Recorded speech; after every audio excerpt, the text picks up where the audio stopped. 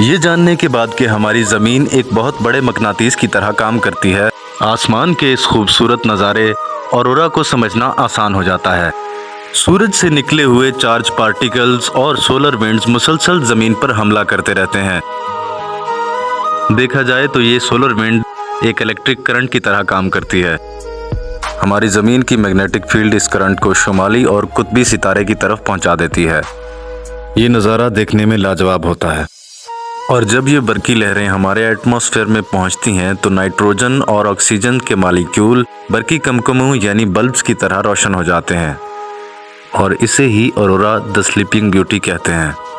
इसी तरह की दिलचस्प और एजुकेशनल वीडियोस देखने के लिए मेरे YouTube channel Saddam Khan Studios को सब्सक्राइब कीजिए। शुक्रिया।